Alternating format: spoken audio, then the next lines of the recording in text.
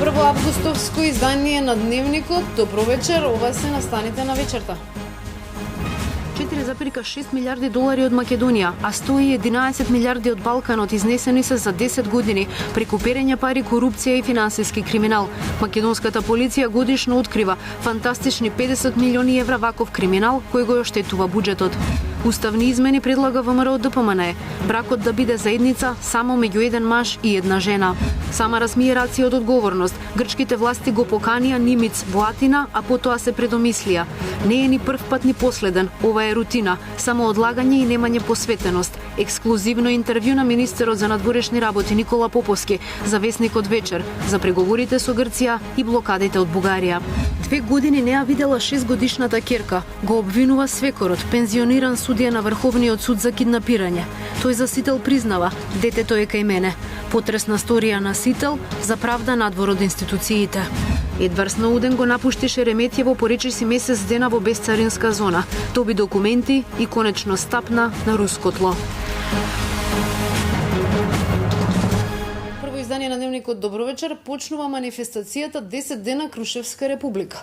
Утре со големи народни собери на Мечкин камен во Крушево и во меморијалниот центар Аснон во Кумановско Пелинце, како и пред споменикот на Ченто во Скопје ќе бидат одбележани двата историски Илиндена, 110 години од Илинденското востание и 69 години од првото заседание на Аснон.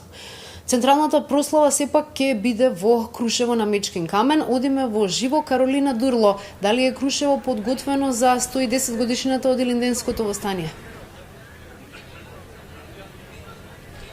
Токму така и во наеве вечерва овде на гумење во очи на големиот Илинден, значи Крушево, легендарно Крушево е подготвено за одбележување на манифестацијата 10 дена Крушевска република и секако 110 години од Илинденското востание.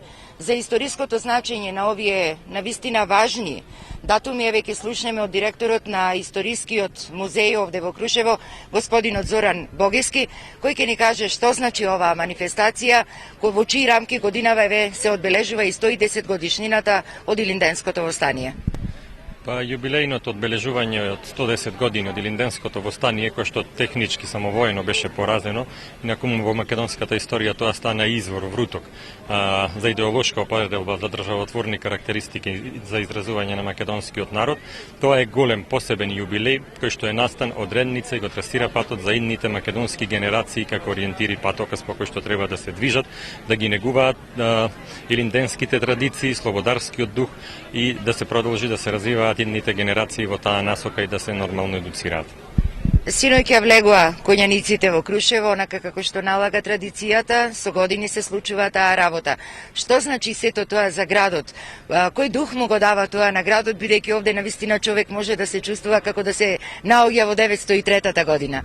Токму така, значи продефилирањето на коњаницата низ Крушево го враќа амбиентот, барем за мене, на јас како што го доживуваме, влегувањето на четата од Питу Гули од село Бирино во Крушево, кое што е случајно токму по истите врвици, истите патеки, на истиот начин, под истото тоа знаме, каде што целокупното население од Слободарско Крушево дошло да го целива и да се поклони како што токму ние денес тоа го правиме. Оваа година се одбележуваат и 110 години од Илинденското востание, а сето тоа е во рамките на 10 дена Крушевска република. Вие сте секретар на манифестацијата, па Марија, кажете ни што оваа година опфаќа програмат? Значи, во рамките на одбележувањето на 110 годишнината од научно-културните средби 10 дена Крушевска република, ќе се представиме со богата културно-уметничка програма. Само во тек е поворката на коњаниците и полагањето на цвекињата во чест на илинденците. Потоа во 21 часот имаме богата културно-уметничка програма каде што ќе настапат голем број на македонски народни поп и забавни пеачи. Потоа е свеченото отварање, каде што говор ќе одржат градоначалникот на општина Крушево, подпредседателот на научно-културните средби 10 дена Крушевска република, господинот Мануил Јаковлески, доделувањето на плакетите и завршуваме со спектакуларен огномет. Во рамките на втори, на Мечкин камен е централната прослава, каде што говор ќе одржи председателот на владата, господинот Никола Груевски, а потоа со свој настап ќе се представат ансамблот Танец. Во рамките на останатите 7 дена, исто така имаме богата културно-уметничка програма. На 3 август е 70 години сеќавање од евреите, каде што со концерт ќе ни се представи израелска група. На 4 имаме Ден на владата на Крушевската република во организација на Лигата на властите. На 5 август гостување на градот Велес, со што ќе се представат со културно-уметничка програма културно-уметничкото друштво Коле Неделковски. На 6 август Ден на манифестот на Крушевската република, каде што имаме читање на манифестот и монодрама. 7 август е во чест на Егејот, 8 август гостување на Гевгелија, 9 август имаме културно-уметничкото друштво Дримкол, а додека на 10 август е затварањето на манифестацијата, со што свечено повторно ќе се обележи оваа манифестација. Ивона, еве, отприлика тоа е, значи, што ќе се случува годинава, имаме богата програма, доколку има некое прашање од студиото, гостите ни се на располагање да ни одговорат. Совршено скроена програма, знам дека е гужва во Крушево, мојот колега Иван Кузмановски утре ќе врши пренос во живо и од Гумење Крушево и од Пелинце, каде што се прославуваат 69 години од првото заседание на АСНО. Каролина Дурло во живо вечера од Крушево, јас ти благодарам. А во предвечерието на најголемиот македонски празник Илинден, Светскиот македонски конгрес организираше трибина во Битола, посветена на 100 годишнината од Балканските војни. Бараме извинување и репарации за штетите по животите и имотите предизвикани врз македонците и жртвите од Балканските војни. Бараме враќање на државјанствата, граѓанските, имотните и наследните права на насилно прогонетите македонци од Егејскиот дел на Македонија и бараме безусловно признавање на државното име Македонија. Продолжува растот во домашната економија. Резултатите во првото тромесечие според предвидувањата. За второто се очекуваат уште подобри резултати. Гледајте ги бизнис вестите веднаш по дневникот. Во продолжение следува сител сторија за една семејна трагедија во која судија решил да ја земе правдата во своји раце. Поранешен судија на Врховниот суд ја киднапирал својата внука од мајка и пред 2 години и никој не знае каде е 6-годишното девојче. Бившиот судија, кој сите ние го знаеме, се решил на ваков чекор по разводот на син му со мајката на девојчето. Следува на вистина потресна сторија која ќе им отвори многу работа на надлежните институции. Многу ја сакам, дека многу ме недостига и дека не можам више без нејс. 2 години не си ја видела 6-годишната Кирка, иако има правосилна судска одлука за старателство. Татјана Бошњаковска по разводот со таткото на нејзиното дете вели дека минува низ пекол. Го обвинува свекорот, пензиониран врховен судија за киднапирање. Вели дека ниту полицијата, ниту Центарот за социјални работи не може да му влезе во трак на детето кое вешто го кријат. Не сум ја видела, не знам ни како изгледа, ни дали е пораснат. Ништо не сум, не знам каде. Не знам.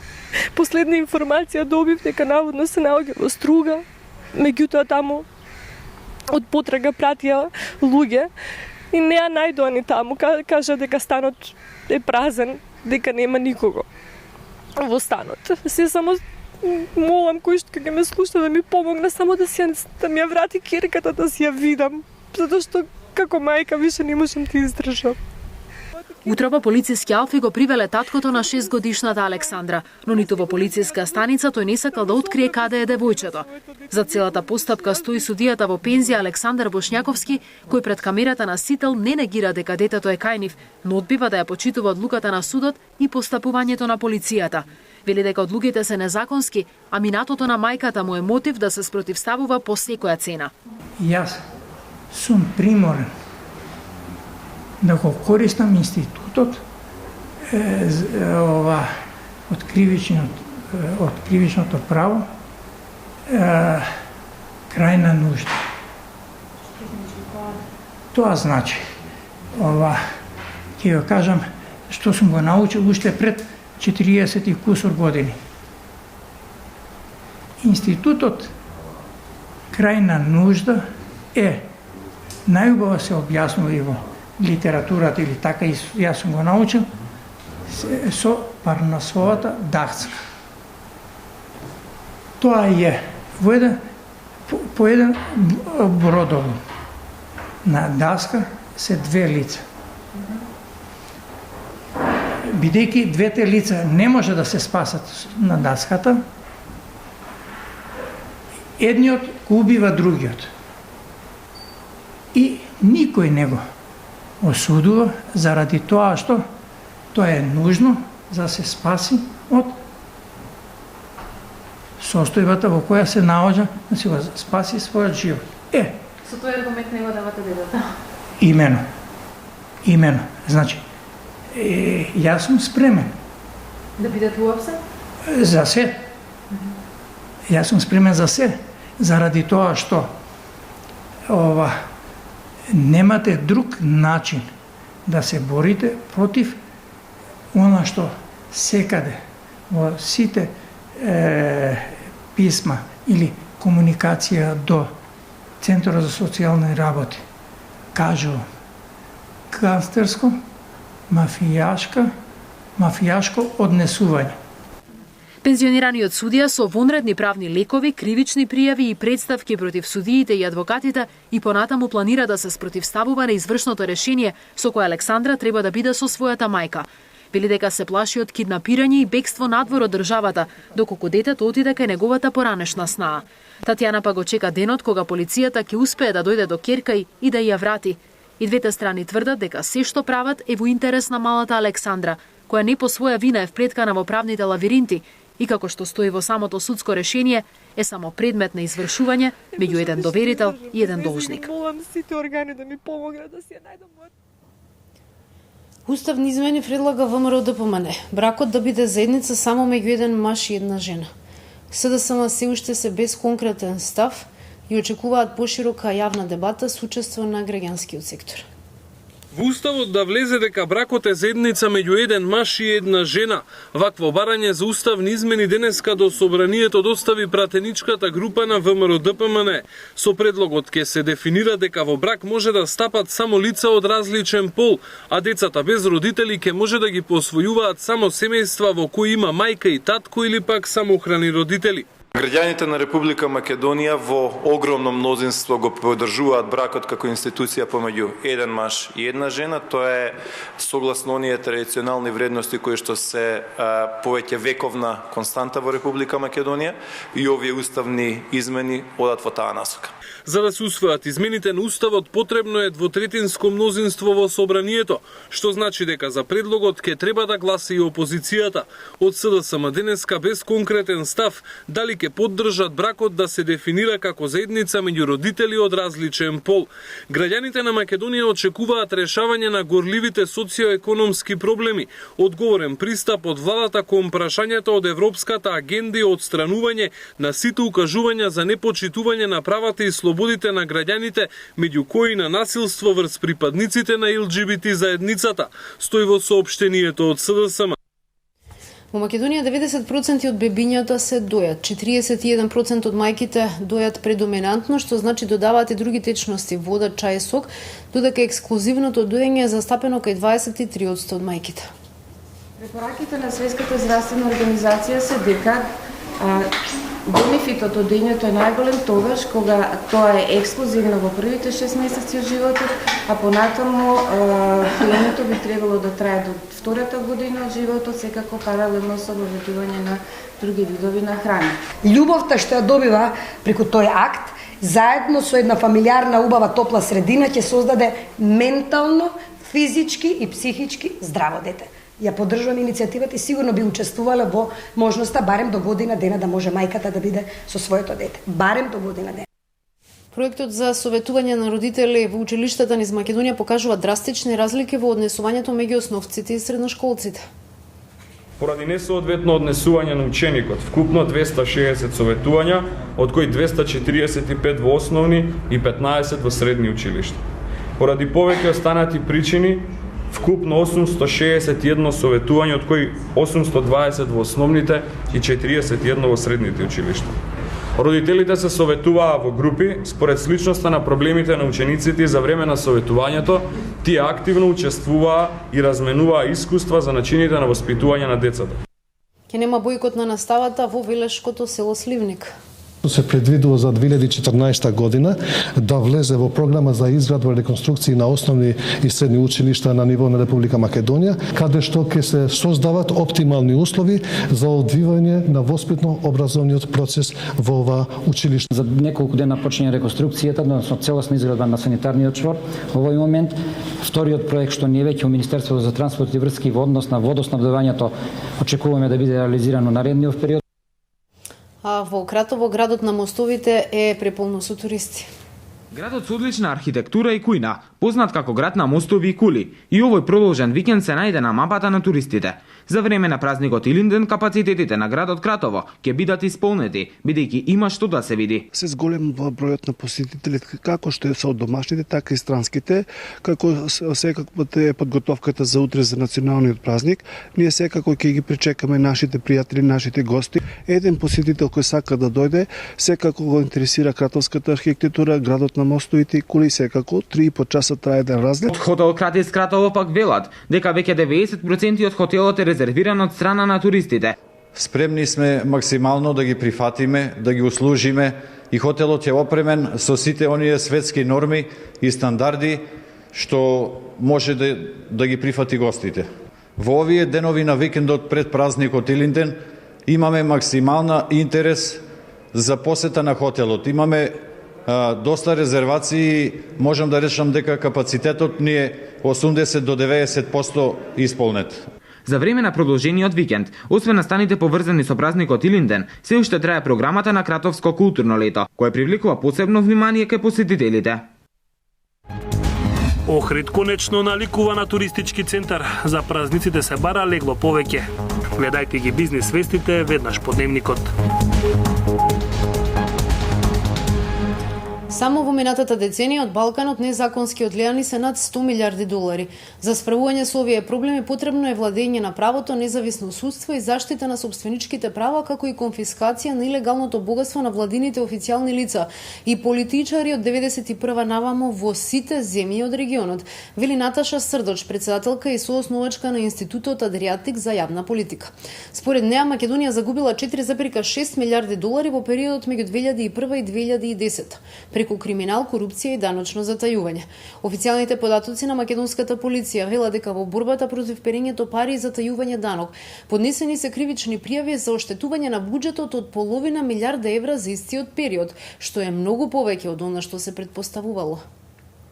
Шокантни 50 милиони евра годишно нелегално се изнесуваат од Македонија поради даночно затајување, перење пари, злоупотреба на службената положба. Секоја година МВР поднесува стотици кривични пријави. Најчесто моќни функционери заработуваат вакви пријави, вели засител портпаролот на МВР Иво Котевски. Од тоа што Министерството за внатрешни работи го има откриено овие 7 години како криминали, кое што го има процесуирано пред судовите, слободно може да се каже дека сумата со која што е оштетен буџетот на Република Македонија, односно сумата за која одредени лица се стекнале со противправна имотна корист, изнесува околу 350 милиони евра.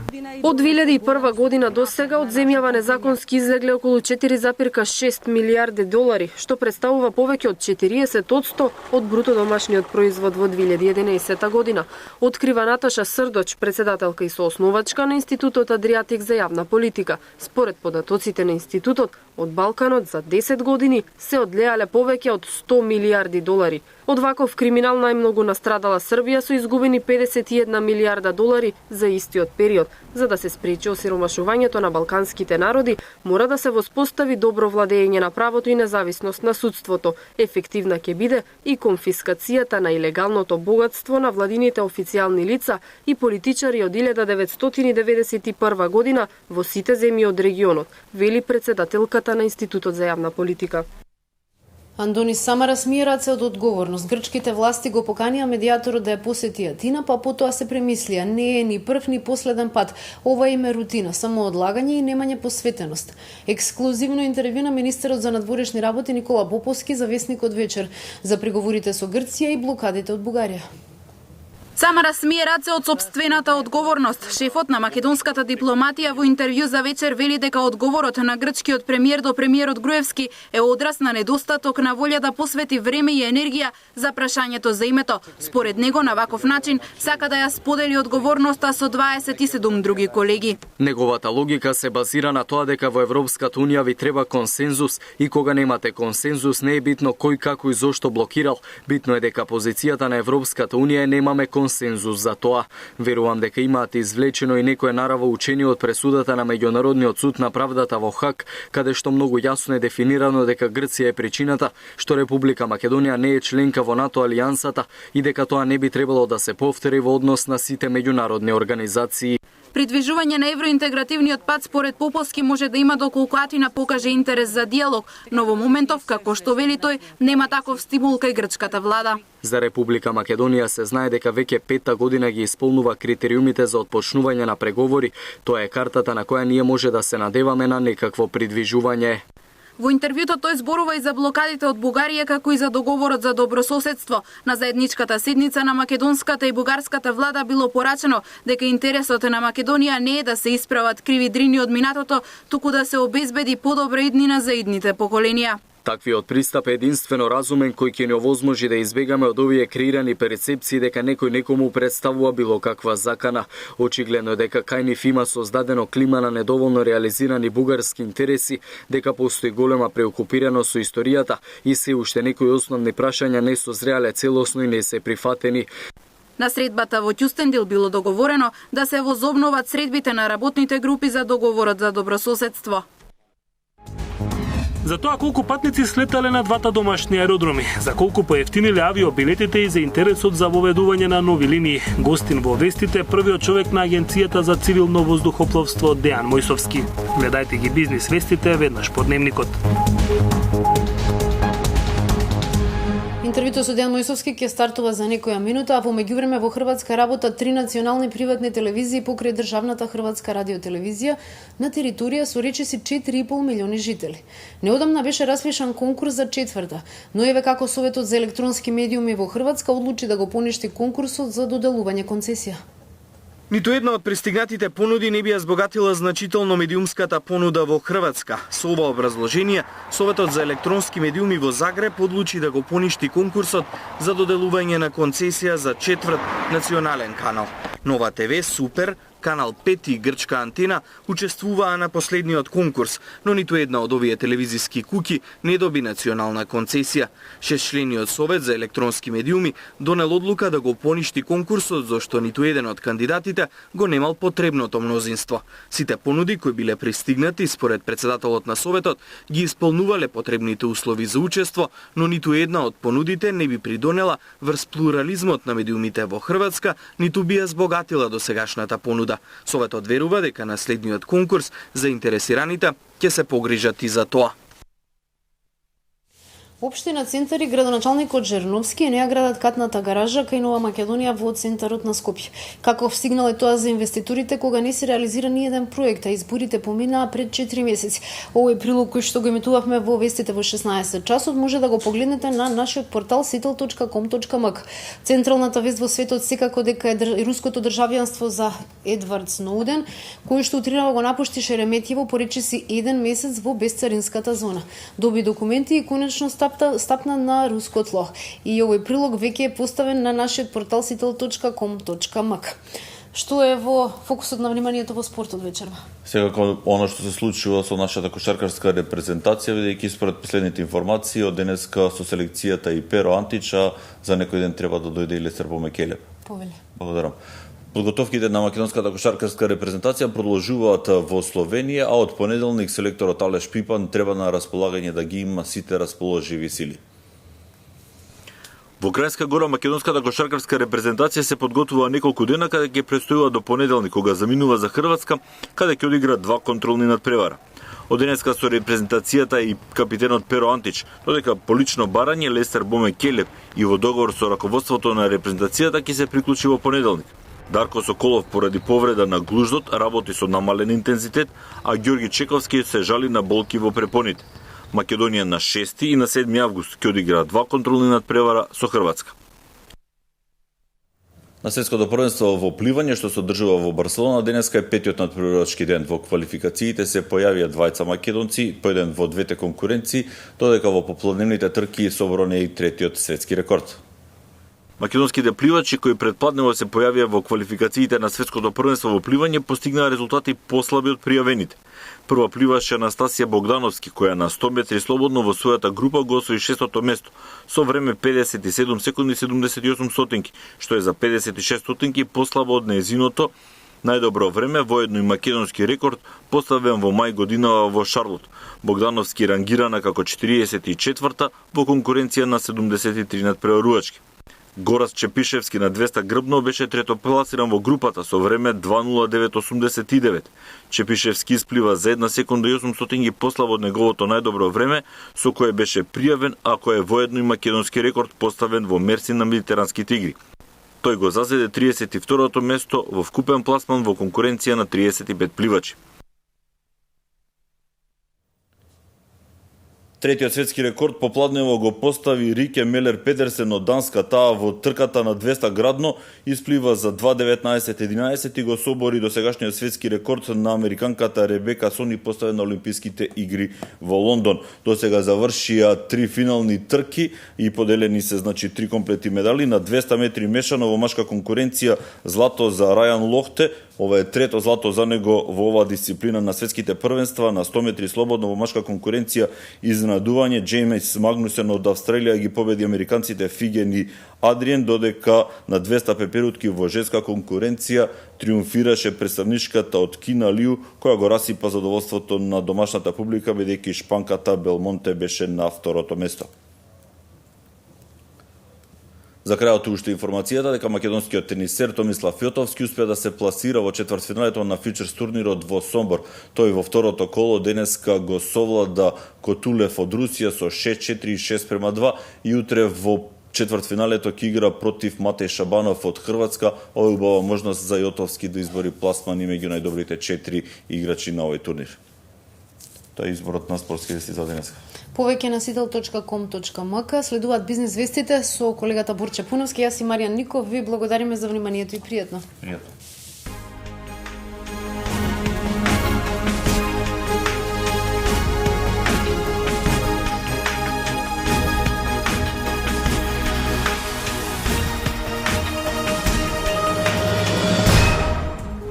Продолжува растот во домашната економија. Резултатите во првото тромесечие според предвидувањата. За второто се очекуваат уште подобри резултати. Од денеска нови цени на парното. Компаниите ќе доставуваат пониски сметки, но на кого? Се поголем број граѓани планираат да се откажат од централното грејење. Охрид конечно наликува на туристички центар. За празниците се бара легло повеќе. За тоа колку патници слетале на двата домашни аеродроми, за колку поевтиниле авиобилетите и за интересот за воведување на нови линии. Гостин во вестите првиот човек на Агенцијата за цивилно воздухопловство Дејан Мојсовски. Гевгелија Добинова, автобуска станица.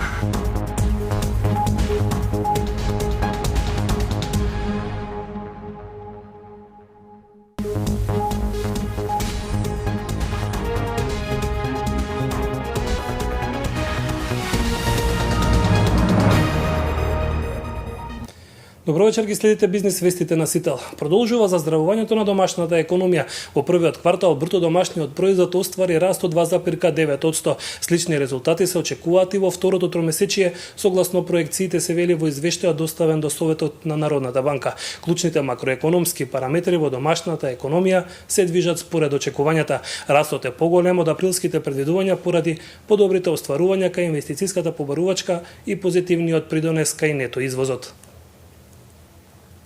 Од денеска поевтинува парното. Неголемо намалување ќе има кај сметките на Балкан Енерджи Груп од 3%.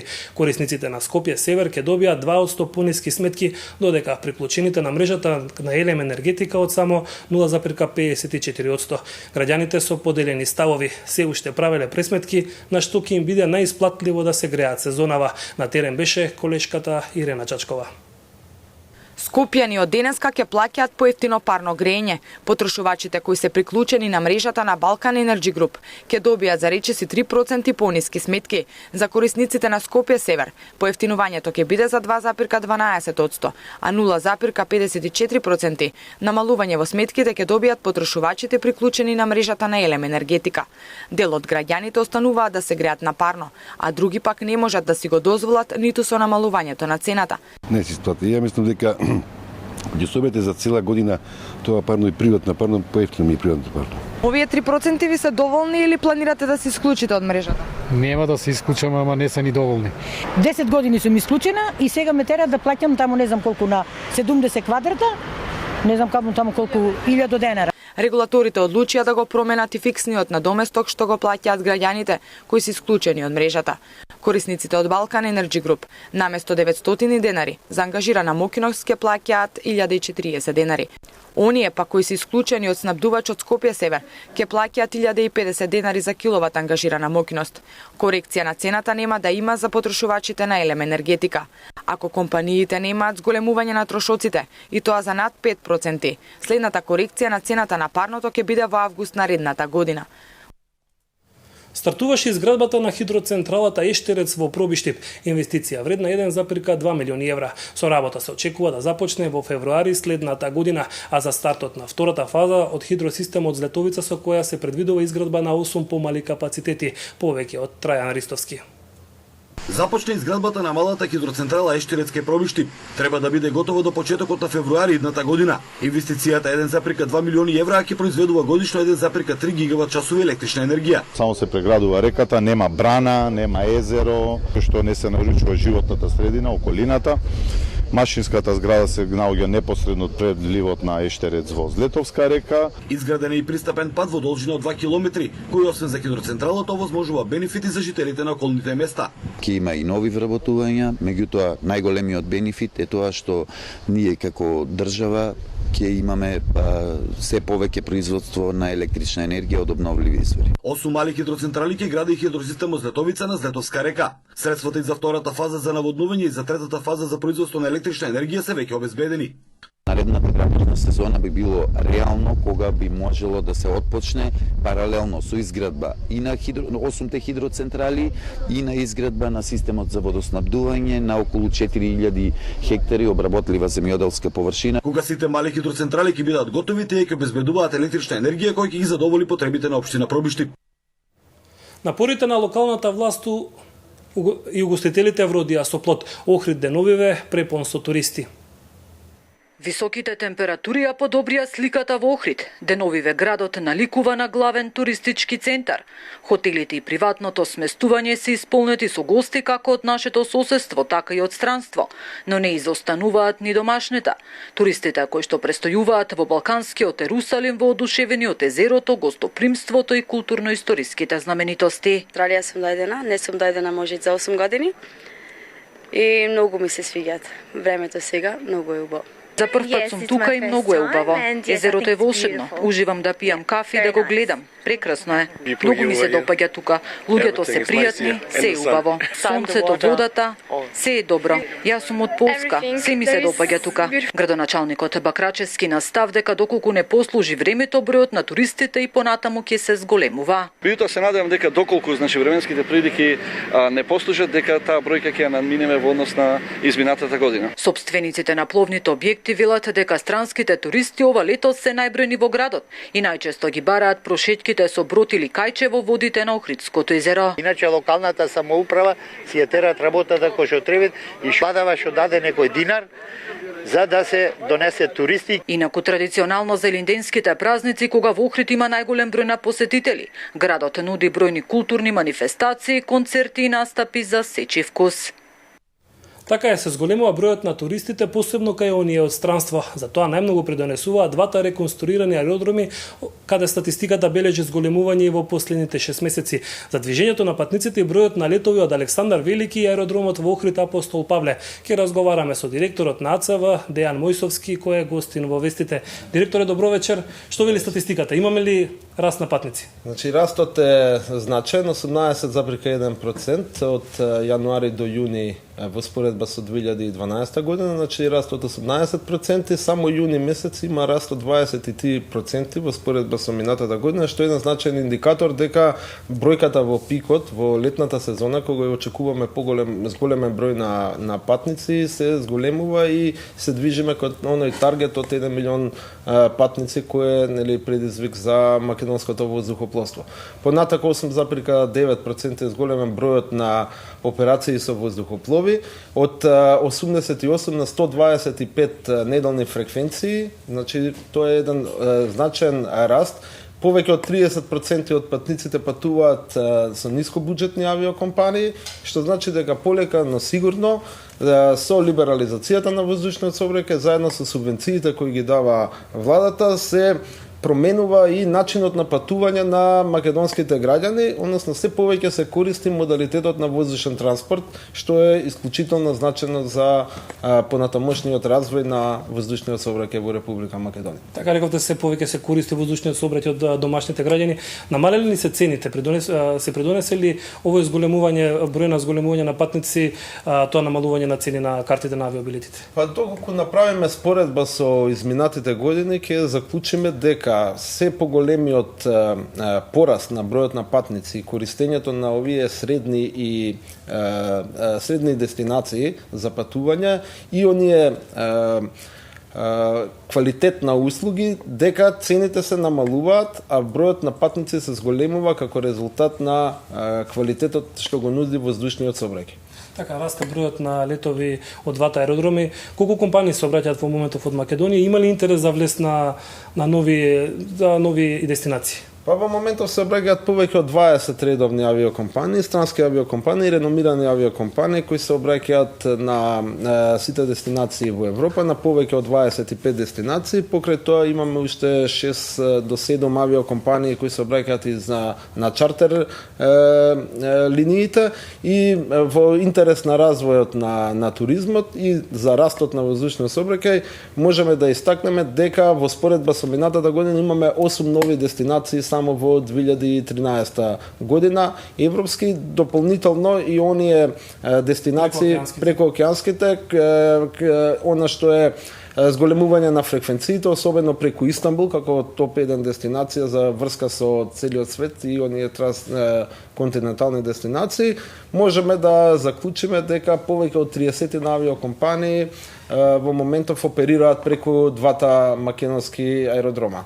Секако дека има и зголемен интерес, веќе има авиокомпании кои покажа свој интерес и за отварање на нови линии и за тоа заедно со оние спогодби кои ги склучуваме и меморандуми за разбирање, се надеваме дека овој број уште повеќе ќе се зголеми во текот на летото. Да се придонесе кон привлекување на што поголем број на авиокомпании во државава, секако работите со меѓународните институции. Какви се активностите? Така, значи имаме засилени активности во однос на, особено во соработката со Евроконтрол, затоа што во 2014 година се планира отварање на регионот, особено оној горлив проблем со Косовското небо.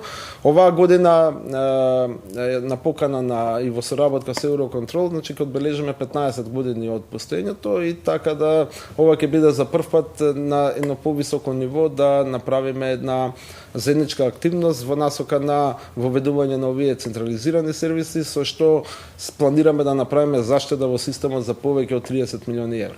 Така, постојано се говори достигнување на бројката на патници од 1 милион, чинам дека беше. Да, па добро, тоа е така таргет кој секако дека работиме да се тоа оствари и она што сакаме да го направиме, значи воздушниот транспорт да биде модалитет кој ќе биде безбеден, ефикасен, економичен и достапен на сите граѓани. Односно секој македонски граѓанин да може да патува дали за задоволство или за работа по најевтини цени, со најквалитетни услуги, секако безбедно и ефикасно. Можеме ли да кажеме дека македонскиот авиосообраќај се приближува до европскиот во делот и на цените кои што рековте, меѓутоа и на услугите? Има ли поплаки во моментот? Особено го подигнавме квалитетот на услугите со воведување на овие Air Passenger Rights, значи на правата на патниците. Во однос на Европа можеме да кажеме, ако гледаме статистиката, дека сме и над европскиот просек, односно над европското ниво. Меѓутоа да оставиме нели годината да заврши, да ги направиме овие сублимати и да се посветиме летово, односно пик сезоната да помине во најдобар ред со најголем раст на воздушниот сообраќај во изминатиот период. Директор, јас ви благодарам што бевте гостин во вестите, во бизнес вестите на Сител.